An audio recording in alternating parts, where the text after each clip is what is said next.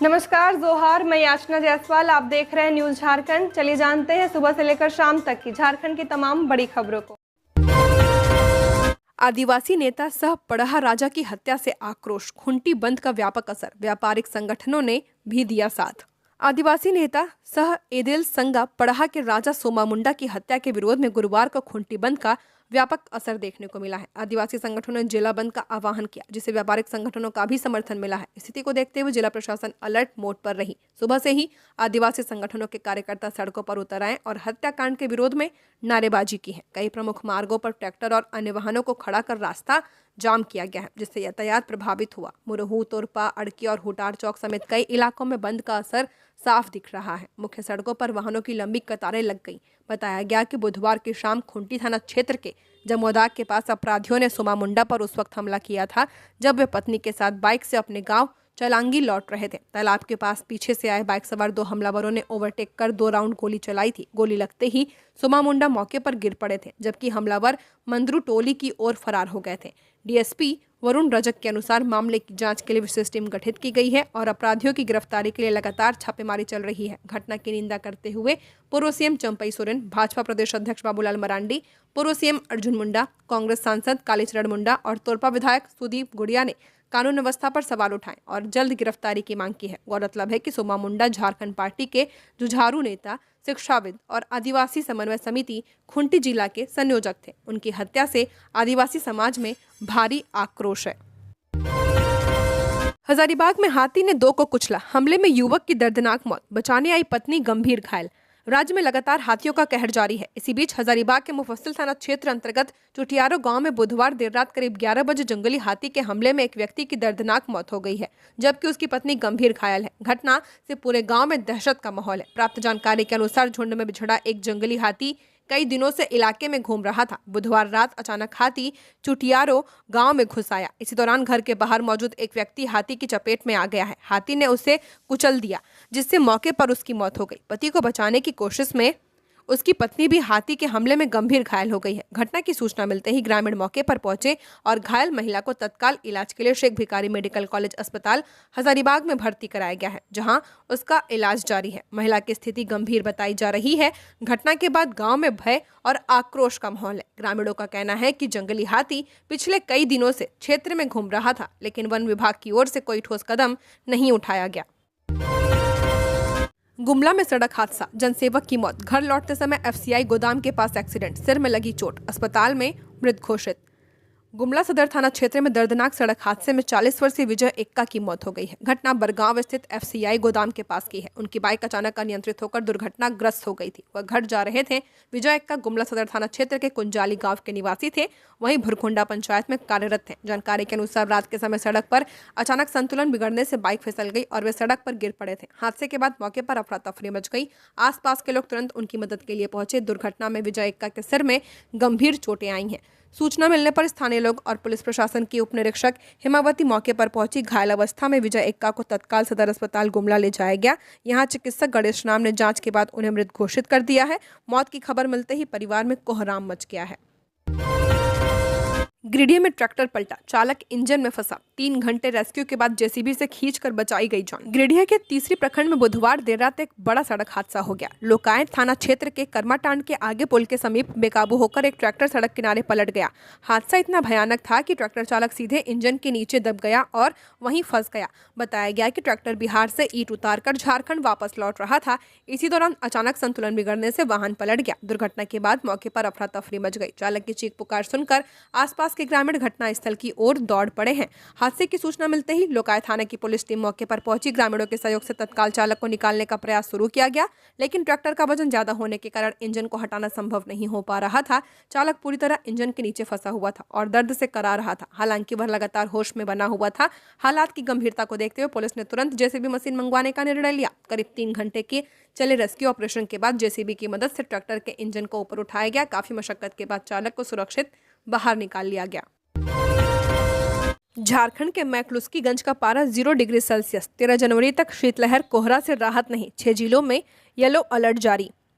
झारखंड में कड़ाके की ठंड और शीतलहर का असर लगातार बना हुआ है। तापमान में आई तेज गिरावट ने पूरे राज्य में जनजीवन को प्रभावित कर दिया है। बुधवार को राज्य में सबसे कम न्यूनतम तापमान खुंटी में 2.1 डिग्री सेल्सियस दर्ज किया गया है। वहीं चाईबासा में अधिकतम तापमान 28.8 डिग्री रिकॉर्ड किया गया है। राजधानी रांची में न्यूनतम तापमान 6.6 डिग्री रहा, जबकि मैक्लुस्कीगंज में पारा -0.5 डिग्री तक लुढ़क गया था। सुबह के समय खेतों, पुआल, पेड़ पौधों और घरों की छतों पर ओस जमकर बर्फ जैसी चादर बन गई। रांची के कांके क्षेत्र में न्यूनतम तापमान 2.7 डिग्री और दर्ज किया गया है। कड़ाके की ठंड के कारण लोग अलाव और गर्म कपड़ों का सहारा लेने को मजबूर दिख रहे हैं। मौसम विभाग के अनुसार झारखंड में शीतलहर की स्थिति फिलहाल बनी रहेगी। मौसम वैज्ञानिक अभिषेक आनंद ने बताया कि राज्य में अगले 2 से 3 दिनों तक कड़ाके की ठंड और शीतलहर का असर जारी रहेगा। 13 जनवरी तक राज्य के ज्यादातर हिस्सों में कोहरा और धुंध छाए रहने की संभावना है। हालांकि दिन के समय आसमान साफ रहेगा। अगले 2 दिनों तक न्यूनतम तापमान में किसी बड़े बदलाव की उम्मीद नहीं है। पलामू में रात भर धधकती रही आग, शॉर्ट सर्किट से इलेक्ट्रॉनिक दुकान में लगी आग, 30 लाख रुपए से ज्यादा का नुकसान। पलामू के हुसैनाबाद थाना क्षेत्र में जपला छतरपुर मुख्य मार्ग पर स्थित मनोज इलेक्ट्रिक एवं इलेक्ट्रॉनिक दुकान में बुधवार देर रात भीषण आग लग गई। आग लगने का कारण बिजली का शॉर्ट सर्किट बताया जा रहा है। घटना रात के समय हुई है, जब दुकान बंद थी। आसपास सन्नाटा पसरा हुआ था। आग धीरे धीरे विकराल रूप लेती गई। दुकान के अंदर रखा सारा सामान जलता चला गया। गुरुवार सुबह किसी स्थानीय व्यक्ति ने दुकान मालिक मनोज कुमार को आग लगने की सूचना दी। जब तक वे मौके पर पहुंचे तब तक दुकान में रखा अधिकांश सामान जलकर पूरी तरह खाक हो चुका था। सूचना मिलते ही हुसैनाबाद फायर ब्रिगेड की टीम मौके पर पहुंची। आग काफी भयानक थी, जिससे आसपास के दुकानदारों और स्थानीय लोगों में भी दहशत फैल गई। फायर ब्रिगेड कर्मियों ने कड़ी मशक्कत के बाद आग पर काबू पाया। हालांकि तब तक भारी नुकसान हो चुका था। आग की लपटें इतनी तेज थी कि दुकान में रखे washing machine, refrigerator, LCD TV, AC, room heater, blower समेत अन्य महंगे इलेक्ट्रॉनिक उपकरण पूरी तरह जल गए हैं। दुकान के अंदर का फर्नीचर, वायरिंग और काउंटर भी नष्ट हो चुका है। न्यायिक प्रक्रिया पर टिप्पणी करने वाले प्रमोद सिंह के खिलाफ झारखंड हाईकोर्ट ने शुरू की आपराधिक अवमानना की कार्रवाई। झारखंड हाईकोर्ट ने हाल ही में प्रमोद सिंह नामक व्यक्ति के खिलाफ आपराधिक अवमानना की कार्रवाई शुरू कर दी है। यह आदेश जस्टिस अरुण कुमार राय की एकल पीठ ने पारित किया है। अदालत ने कहा कि प्रमोद सिंह के कृत्य न केवल अदालती आदेशों की अवहेलना है, बल्कि न्याय प्रशासन में प्रत्यक्ष हस्तक्षेप और न्यायालय की गरिमा को कम करने का प्रयास भी है। हाईकोर्ट ने प्रारंभिक जांच में पाया कि प्रमोद सिंह का आचरण आपराधिक अवमानना की श्रेणी में आता है। आमतौर पर यह कार्रवाई तब की जाती है जब कोई व्यक्ति जानबूझकर न्यायालय का अपमान करता है या न्यायिक प्रक्रिया में बाधा डालने की कोशिश करता है। अदालत ने प्रमोद सिंह को कारण बताओ नोटिस जारी करते हुए पूछा कि उनके खिलाफ अवमानना कानून के तहत दंडात्मक कार्रवाई क्यों नहीं की जाए। जानकारी के अनुसार रामगढ़ के रहने वाले प्रमोद सिंह पिछले कुछ दिनों से सोशल मीडिया प्लेटफॉर्म पर वीडियो बनाकर न्यायिक प्रक्रिया पर कठोर टिप्पणी कर रहे थे। इनके वीडियो में अदालतों और न्यायिक प्रक्रिया पर आपत्तिजनक बातें कही गई थी। इस पर सोशल मीडिया उपयोगकर्ताओं के बीच भी आलोचना हुई। खुंटी में दर्दनाक हादसा, चलती ट्रक में घुसी कार।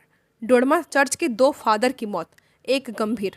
खुंटी सिमडेगा मुख्य सड़क पर बुधवार देर रात एक दर्दनाक सड़क हादसे में डोडमा आरसी चर्च के 2 फादरों की मौत हो गई है, जबकि एक फादर गंभीर रूप से घायल हो गए। हादसा इतना भीषण था कि चलती क्रेटा कार सीधे सड़क पर चल रहे ट्रक में जा घुसी और ट्रक के अंदर फंस गई। मृतकों की पहचान डोडमा निवासी फादर सुशील प्रवीण टीडू और बागरटोली निवासी सुनील भेंगरा के रूप में की गई है। हादसे में गंभीर रूप से घायल फादर जॉनसन भेंगरा, जो असम के एक चर्च में पदस्थापित हैं, उनको तत्काल अस्पताल भेजा गया है। प्रत्यक्षदर्शियों के मुताबिक तीनों फादर तोरपा से एक पार्टी में शामिल होकर अपने डोडमा चर्च लौट रहे थे, तभी यह हादसा हुआ और पुलिस को सूचित किया। थाना प्रभारी मुकेश यादव दलबल के साथ घटनास्थल पर पहुंचे। उन्होंने बताया कि इस घटना में चर्च के 2 फादरों की मौत हो गई है और कार में फंसे लोगों को काफी मशक्कत के बाद बाहर निकाल लिया गया है। मृतकों के शवों को पोस्टमार्टम के लिए सदर अस्पताल भेजा गया। पश्चिमी सिंहभूम में हाथी के उत्पात से राहत, लगातार हो रही घटनाओं के 7वें दिन जानमाल का नुकसान नहीं, खतरा अभी टला नहीं। पश्चिमी सिंहभूम जिले में झुंड से बिछड़े जंगली हाथी के आतंक से बुधवार को राहत मिली है। 1 जनवरी से लगातार हर रात हादसे के जान माल के नुकसान की सूचना नहीं मिली है, जिससे प्रशासन और ग्रामीणों ने राहत की सांस ली है। माना जा रहा है कि हाथी को वन विभाग के कर्मी जंगल में ही घेर रखा है। वन विभाग की टीमें ड्रोन और ट्रैकिंग सिस्टम के जरिए हाथी की गतिविधियों पर लगातार नजर बनाए हुए हैं। अधिकारियों का कहना है कि हाथी अभी भी क्षेत्र में मौजूद है, इसलिए पूरी तरह खतरा टला नहीं है, लेकिन फिलहाल स्थिति नियंत्रण में है। क्षेत्र में माइकिंग कर लोगों को अलर्ट किया जा रहा है। बीते 1 सप्ताह के दौरान इस 2 दांत वाले हाथी ने कई जानें ली हैं। कई गांव के लोगों पर हमले किए हैं। इन हमलों में 17 ग्रामीणों की जान चली गई है। कई घर क्षतिग्रस्त हुए हैं और खेतों को भी भारी नुकसान पहुंचा है। लगातार हो रही इन घटनाओं से ग्रामीणों में भय का माहौल बना हुआ है। वन विभाग हाथी को सुरक्षित रूप से पकड़ने और उसे जंगल की ओर वापस भेजने के लिए व्यापक अभियान चला रहे हैं। डीएफओ आदित्य नारायण ने बताया कि झुंड से बिछड़े हाथी को काबू में करने के लिए अब बाहरी राज्यों से भी विशेषज्ञ टीमों को बुलाया गया है। 9,000 क्विंटल राशन गबन की जांच हुई तेज, सीसीटीवी फुटेज जब्त। जिले के कितार प्रखंड मुख्यालय स्थित एफसीआई गोदाम से करीब 9,000 क्विंटल राशन गबन मामले में कार्रवाई तेज हो गई है। इस राशन गबन मामले में तकनीकी जांच दल ने गोदाम की गहन जांच की है। वहीं जांच टीम ने गोदाम में लगे सीसीटीवी फुटेज जांच करने के लिए डीवीआर और सीसीटीवी कैमरे को जब्त कर लिया है। इसके अलावा राइस मिल से गोदाम तक आने वाले रास्ते के सीसीटीवी फुटेज की भी जांच तकनीकी टीम कर रही है, ताकि यह पता लगाया जा सके कि राइस मिल से राशन लदे ट्रक गोदाम तक आया या नहीं। जांच टीम में शामिल भवनाथपुर के बीडीओ ने कहा कि तकनीकी जांच टीम सभी बिंदुओं की गहन पड़ताल कर रही है, जिससे पता चल सके कि राशन गोदाम तक कितना ट्रक राशन पहुंचा है। जांच टीम पूरी पड़ताल के बाद रिपोर्ट उपायुक्त को सौंपेगी। रामगढ़ में तेज रफ्तार बाइक ने ली जान, बीच सड़क लंबे समय तक पड़ा रहा घायल, ग्रामीणों ने पहुंचाया अस्पताल। रामगढ़ के रजरप्पा थाना क्षेत्र के दुलमी में हुए सड़क हादसे में जाम सिंह निवासी रमेश चौधरी की मौत हो गई है। उन्हें तेज रफ्तार बाइक सवार ने जोरदार टक्कर मार दी है। टक्कर के बाद बाइक सवार मौके से फरार हो गया। हादसे की आवाज सुनकर आसपास के लोग घटनास्थल पर पहुंचे। उन्होंने गंभीर रूप से घायल रमेश चौधरी को सड़क पर पड़ा पाया। स्थानीय लोगों की मदद से घायल रमेश चौधरी को तत्काल सदर अस्पताल रामगढ़ ले जाया गया है। चिकित्सकों ने उनका इलाज शुरू किया है, लेकिन गंभीर चोटों के कारण इलाज के दौरान उनकी मौत हो गई है। मौत की पुष्टि के बाद अस्पताल प्रशासन ने इसकी सूचना पुलिस को दी है। पुलिस ने शव को कब्जे में लेकर पोस्टमार्टम के लिए सदर अस्पताल भेज दिया है। मृतक रमेश चौधरी अपने पीछे पत्नी और 5 बच्चों को छोड़ गए हैं। उनकी मौत से परिवार पर दुखों का पहाड़ टूट पड़ा है। परिजनों का रो रो कर बुरा हाल है। होली पर घर लौटने की भीड़, ट्रेन में सीटें फुल। झारखंड बिहार आने वाली ट्रेनों में सीट का टोटा, बुकिंग खुलते ही सीटें खत्म, पड़ रही वेटिंग।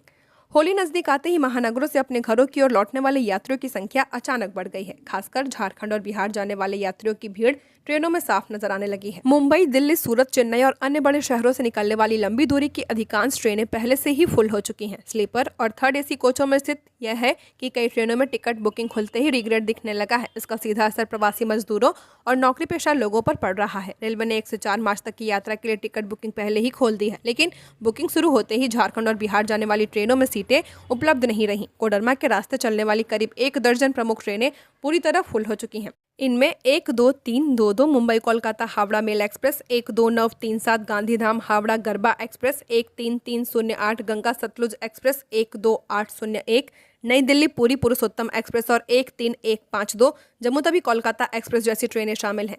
जिस ट्रेनों में वेटिंग लिस्ट लगातार लंबी होती जा रही है, जिससे यात्रियों की चिंता बढ़ती जा रही है। मानवता तार तार, रांची रेलवे स्टेशन पर ट्रेन के शौचालय में फेंका मिला नवजात। बुधवार को तपस्विनी एक्सप्रेस से एक ऐसी घटना सामने आई है जिसने हर किसी को झकझोर कर रख दिया है। घटना उस समय सामने आई जब ट्रेन संख्या 18452 तपस्विनी एक्सप्रेस प्लेटफॉर्म नंबर 1 पर पहुंची और आरपीएफ द्वारा नियमित सतर्कता जांच की जा रही थी। इसी दौरान कोच S4 के शौचालय के डस्टबिन से शिशु के रोने की आवाज सुनाई दी। जांच करने पर आरपीएफ कर्मियों को वहां एक जीवित नवजात मिला। सूचना मिलते ही आरपीएफ, जीआरपी और चाइल्ड लाइन की टीम सक्रिय हुई और तत्काल शिशु को सुरक्षित इलाज के लिए अस्पताल पहुंचाया गया। फिलहाल बच्चे का इलाज जारी है और मामले की जांच शुरू कर दी गई है।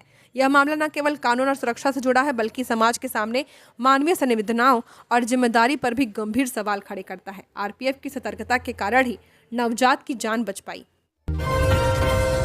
पाकुड़ रेलवे स्टेशन पर जल्द लगेगी एटीवीएम मशीन, टिकट के लिए लाइन में लगने की जरूरत नहीं। पाकुड़ रेलवे स्टेशन पर अब यात्रियों को टिकट के लिए टिकट काउंटर पर लंबे लाइन में लगने की जरूरत नहीं होगी। रेलवे स्टेशन के दोनों फुटओवर ब्रिज के नीचे स्वचालित टिकट वेंडिंग मशीन यानी कि एटीवीएम लगाने की योजना है। एटीवीएम मशीन लगाने को लेकर स्टेशन मैनेजर लखीराम हेम्ब्रम और यातायात निरीक्षक सौरभ कुमार दास ने मौके का जायजा लिया है। हावड़ा और मालदा छोर पर स्थित दोनों फुटओवर ब्रिज के पास एटीवीएम मशीन लगाई जाएगी। निरीक्षण के क्रम में प्लेटफॉर्म नंबर 1 और 2 पर एक शौचालय की व्यवस्था करने पर भी चर्चा की गई है। वहीं सुरक्षा के लिहाज से हावड़ा छोर पर स्थित फुटओवर ब्रिज सहित स्टेशन परिसर में सीसीटीवी कैमरा लगाने का सुझाव भी दिया गया है। रात्रि में रोशनी के लिए स्टेशन परिसर में अतिरिक्त विद्युत खंभा लगाने और हाई मास्ट लाइट लगाने सहित विद्युत व्यवस्था दुरुस्त करने का निर्णय लिया गया है। वहीं यात्रियों की सुविधा के लिए दोनों प्लेटफॉर्म पर अलग से स्टील चेयर लगाने के निर्देश दिए गए हैं। बता दें कि दोनों फुटओवर ब्रिज से रोजाना सैकड़ों रेल यात्री आते जाते हैं। बार संचालकों पर पुलिस की सख्ती, विवाद हुआ तो सड़क की घटना के भी होंगे जिम्मेदार। रांची शहर में बियर बारों में लगातार हो रही मारपीट और हत्या की घटनाओं को गंभीरता से लेते हुए पुलिस ने सख्त रुख अपनाया है। बुधवार को एसएसपी राकेश रंजन ने कोतवाली थाना परिसर में शहर के सभी बियर बार संचालकों के साथ बैठक कर उन्हें कड़े निर्देश दिए हैं। बैठक के दौरान एसएसपी ने स्पष्ट किया कि बियर बार के भीतर हुए विवाद के बाद यदि बाहर सड़क पर भी कोई आपराधिक घटना घटती है तो इसके लिए बार संचालकों को भी जिम्मेदार माना जाएगा। उन्होंने कहा कि बार में किसी भी तरह का छोटा विवाद या मारपीट होने की स्थिति में संचालकों को तुरंत संबंधित थाना या डायल 112 पर सूचना देना अनिवार्य होगा ताकि बड़ी घटनाओं को समय रहते रोका जा सके। एसएसपी ने निर्देश दिया कि बियर बार में कार्यरत बाउंसर और गार्ड के अलावा अन्य सभी स्टाफ का 7 दिनों के भीतर पुलिस वेरिफिकेशन कराना होगा। बिना वेरिफिकेशन किसी को काम पर रखने पर यदि कोई घटना होती है तो इसकी जिम्मेदारी सीधे बार संचालक की होगी और उसके खिलाफ कार्रवाई की जाएगी। तमाड़ थाना प्रभारी पर महिला से बेरहमी से मारपीट का आरोप, एसपी ने शिकायत के बाद पुलिस महकमे में हड़कंप।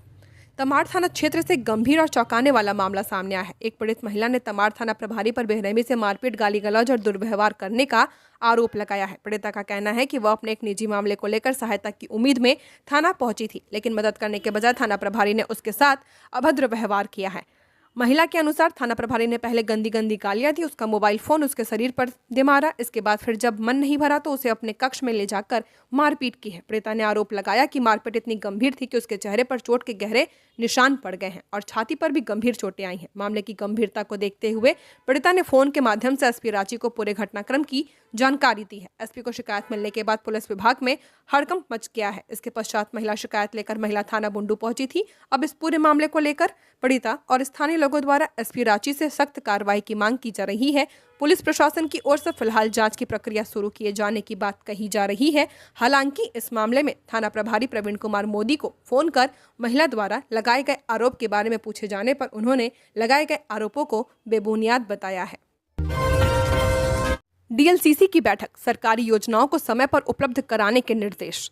जिला समाहरणालय में उपायुक्त अंजलि यादव की अध्यक्षता में जिला आजीविका कन्वर्जेंस समिति की बैठक हुई है। बैठक में डीसी ने जिले में आजीविका सृजन को मजबूत और किसानों की आय बढ़ाने के लिए जानकारी साझा की है। बैठक में विभिन्न प्रकार की फसल उगाने की संभावनाओं पर भी चर्चाएं की गई। वहीं प्रेजेंटेशन के जरिए कई अनाज के बारे में प्रस्तुति दी गई है। साथ ही कृषि, पशुपालन, मत्स्य उद्यान, जीएसएलपीएस सहित कई विभागों ने अपनी अपनी योजनाओं और प्रगति की जानकारी दी है। डीसी ने जिले की भौगोलिक स्थिति, मिट्टी की गुणवत्ता और जल उपलब्धता को ध्यान में रखते हुए किसानों को परंपरागत फसलों के साथ वैकल्पिक और नगदी फसलों को उगाने की अपील की है। इसके अलावा बैठक में दलहन, तिलहन, सब्जी उत्पादन, औषधीय पौधों, मशरूम उत्पादन और बहुफसली खेती को बढ़ावा देने पर विशेष बल दिया गया है।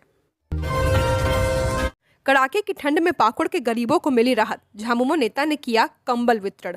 पाकुड़ के लिट्टीपाड़ा प्रखंड के तालझारी व बीचा महल पंचायत अंतर्गत पड़ने वाले बड़पोखर, करियोडीह व झेना गड़िया गांव के सैकड़ों गरीब व असहाय जरूरतमंद महिलाओं व बुजुर्गों के बीच झामुमो जिला उपाध्यक्ष सह केंद्रीय समिति सदस्य हाजी समद अली ने शीतलहरी ठंड को देखते हुए कंबल का वितरण किया है। जिला उपाध्यक्ष हाजी समद अली ने बताया कि बढ़ते ठंड को देखते हुए लिट्टीपाड़ा विधायक हेमलाल मुर्मू के सौजन्य से गरीबों के बीच कंबल का वितरण किया जा रहा है ताकि शीतलहरी में गरीब व असहाय व्यक्ति को ठंड से राहत मिल पाए।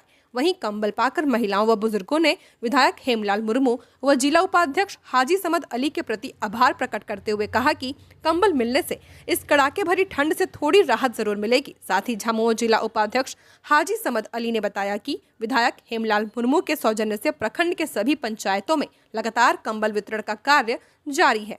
इस कड़ाके भरी ठंड में कंबल पाकर गांव के असहाय लोग विधायक हेमलाल मुर्मू को धन्यवाद देते हुए काफी प्रशंसा कर रहे हैं। बड़ी खबर, झारखंड शराब घोटाला, छत्तीसगढ़ के कारोबारी नवीन केडिया को एसीबी ने गोवा से किया गिरफ्तार। झारखंड शराब घोटाला मामले में एसीबी की कार्रवाई जारी है। इस बीच झारखंड एसीबी ने इस केस से जुड़े प्रमुख आरोपियों में से एक छत्तीसगढ़ के दुर्ग के रहने वाले नवीन केडिया को गिरफ्तार कर लिया है। नवीन केडिया की गिरफ्तारी गोवा से की गई है। इसके बाद एजेंसी उसे ट्रांजिट रिमांड पर रांची लाने की तैयारी कर रही है। रांची लाने के बाद एसीबी उसे कोर्ट में पेश करेगी और रिमांड पर लेकर पूछताछ भी करेगी। बता दें कि नवीन केडिया को एसीबी ने समन जारी कर पूछताछ के लिए एजेंसी के समक्ष उपस्थित होने के लिए भी कहा था, लेकिन वह एसीबी के समक्ष उपस्थित नहीं हुआ। शराब घोटाला केस में आरोपी बनाए जाने के बाद उसने एसीबी कोर्ट से अग्रिम बेल भी मांगी थी, लेकिन यहां भी उससे राहत नहीं मिली और कोर्ट ने उसकी अग्रिम जमानत याचिका खारिज कर दी थी। अग्रिम जमानत याचिका खारिज होने के बाद से वह एसीबी की नजरों में फरार चल रहा था। पांकी मेदिनीनगर मुख्य पथ पर बह रहा नाली का पानी, आमजन परेशान। नगर निगम क्षेत्र अंतर्गत वार्ड संख्या 6 में चरकी भट्टा के सामने से निकलने वाली नालियों का गंदा पानी खुलेआम पांकी मेदिनीनगर मुख्य पथ पर बह रहा है, जिससे स्थानीय लोगों और राहगीरों को परेशानियों का सामना करना पड़ रहा। बता दें कि मोहल्ले से निकलने वाली नालियों का पानी पहले एक गड्ढे में जमा होता है और फिर बहते हुए सीधे पांकी मेदिनीनगर मुख्य सड़क पर फैल जाता है। नाली का पानी बहने से दुर्गंध फैल रही है, जिससे आसपास के लोगों का रहना मुश्किल हो गया है। वहीं सड़क से गुजरने वाले वाहन चालकों और राहगीरों पर गंदे पानी के छींटे भी पड़ रहे हैं, जिससे लोगों में खासा नाराजगी देखने को मिल रही है। बताया जाता है कि इस स्थान पर कुछ समय पहले सड़क पर पानी जमा रहने के कारण बड़ा गड्ढा बन गया था, जिसकी मरम्मत कराई गई थी। हालांकि नाली का पानी दोबारा सड़क पर बहने लगा है। रामगढ़ में बीएफसीएल का निःशुल्क नेत्र जांच शिविर, 100 से ज्यादा लोगों की हुई जांच।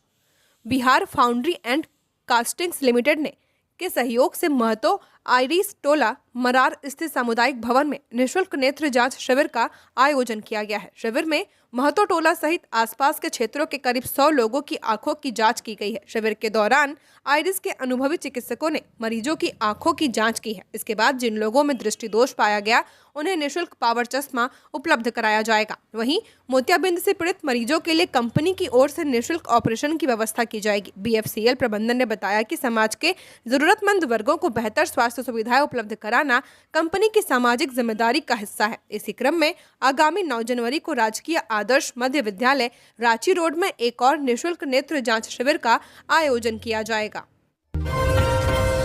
सरायकेला खरसावां में 9 जनवरी को रोजगार मेला, 1200 से ज्यादा पदों पर चयन के मौके। सरायकेला खरसावां जिले के बेरोजगार युवाओं को रोजगार उपलब्ध कराने के उद्देश्य से कल 9 जनवरी 2026 शुक्रवार को सुबह 10 बजे से जिला नियोजनालय सह मॉडल कैरियर सेंटर सरायकेला में रोजगार मेले का आयोजन किया जाएगा। इस संबंध में जिला नियोजन पदाधिकारी आलोक कुमार तोपनो ने बताया कि रोजगार मेले में Ramakrishna forces limited, KC Nath resources, Shyam steel limited, Sudisha foundry, BN tractors, Mittal motors, unique solution, Sanjeev Raman security, Yuva Shakti foundation एवं प्रधान कंस्ट्रक्शन सहित जिले के प्रमुख एवं प्रतिष्ठित नियोक्ता कंपनियां भाग लेंगे। रोजगार मेले के माध्यम से robot engineer, turning operator, fitter, HMC, VMC operator, maintenance engineer, quality engineer, salesman, telecaller, automobile mechanic, welder, safety supervisor, line inspector, bowling disc, press filter operator, crane operator, mobiliser, coordinator, trainee, store keeper, security guard एवं driver सहित कुल 1200 से ज्यादा पदों पर सरायकेला खरसावां एवं जमशेदपुर में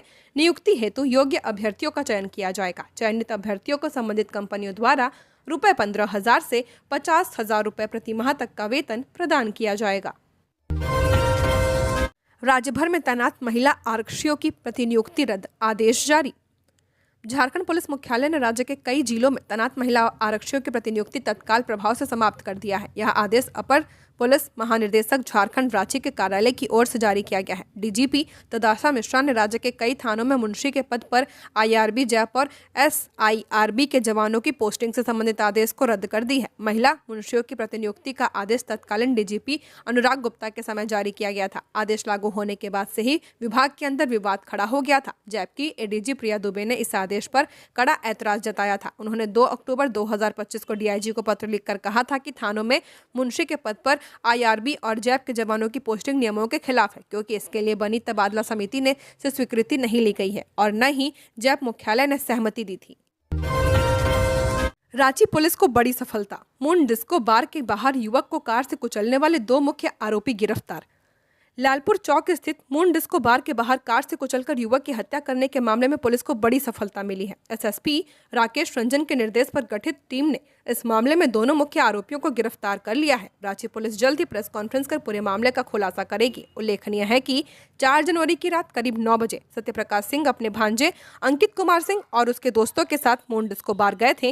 रात करीब 12 बजे जब वे बार से बाहर निकले तभी दूसरे समूह के लोगों ने आपत्तिजनक टिप्पणी करते हुए गाली गलौज शुरू कर दी थी। विरोध करने पर विवाद बढ़ गया और दोनों पक्षों में मारपीट भी हो गई। इसी दौरान सड़क पर खड़ी सफेद कार से अंकित और उसके दोस्तों को धक्का मारा गया, जिससे अंकित गंभीर घायल हो गया, जबकि उसका साथी आकाश कुमार भी जख्मी हो गया। इसके बाद आरोपियों ने दोबारा कार चढ़ाकर अंकित को कुचल दिया और मौके से फरार हो गए थे। हजारीबाग में अवैध खनन पर केंद्र सरकार का कड़ा रुख, आरसीसीएफ के खिलाफ जांच कर कार्रवाई के निर्देश। हजारीबाग जिले में 156 हेक्टेयर क्षेत्र में हुए अवैध खनन की सीआईडी जांच में पुष्टि होने के बावजूद वन विभाग द्वारा अब तक कोई ठोस कार्रवाई नहीं किए जाने पर केंद्र सरकार ने कड़ा रुख अपना लिया है। केंद्रीय पर्यावरण, वन एवं जलवायु परिवर्तन मंत्रालय ने झारखंड सरकार को रिमाइंडर भेजकर हजारीबाग के क्षेत्रीय मुख्य वन संरक्षक के खिलाफ लगे गंभीर भ्रष्टाचार के आरोपों की जांच पर उचित कार्रवाई सुनिश्चित करने का निर्देश दिया है। मंत्रालय ने यह कदम एक सार्वजनिक शिकायत के बाद उठाया है, जो CPGRAM पोर्टल पर दर्ज की गई थी। हजारीबाग के रहने वाले शनिकांत ने शिकायत में आरोप लगाया था कि अवैध खनन की पुष्टि होने के बावजूद वन विभाग और सरकार ने कोई ठोस कदम नहीं उठाया है। शिकायत में संबंधित अधिकारी को उच्च स्तर का संरक्षण प्राप्त होने का भी दावा किया गया है। सिम्फर वैज्ञानिकों की नई पहल, छात्रों को कौशल विकास और पर्यावरण संरक्षण में बना रहे दक्ष। Central institute of mining and fuel research देश के प्रमुख रिसर्च संस्थानों में से एक है। इस संस्थान के वैज्ञानिकों ने साइंस और स्किल डेवलपमेंट के क्षेत्र में स्टूडेंट्स के लिए एक नए अध्याय की शुरुआत की है। उनकी इस अनोखी पहल का मकसद स्टूडेंट्स को न सिर्फ किताबी ज्ञान देना है, बल्कि उनमें कौशल विकासों को विकसित करना है, ताकि वे पर्यावरण संतुलन को बेहतर बनाने की दिशा में योगदान दे पाएं। यह पहल मध्य प्रदेश के इंदौर में दूषित पानी से होने वाली मौतों जैसी समस्याओं को हल करने में खासतौर पर असरदार साबित हो सकती है। BBMKU के जूलॉजी MSc के 35 छात्रों को सिम्फर के वैज्ञानिक ट्रेनिंग दे रहे हैं। ट्रेनिंग का उद्देश्य कौशल विकास के साथ उन्हें रोजगार से जोड़ना तो है, साथ ही पर्यावरण को बेहतर बनाने की दिशा में एक पहल भी है। झारखंड की और खबरों के लिए बने रहिए हमारे साथ। हमारे चैनल न्यूज झारखंड पर चैनल को सब्सक्राइब करें, साथ बेल आइकन को प्रेस करें। नमस्कार।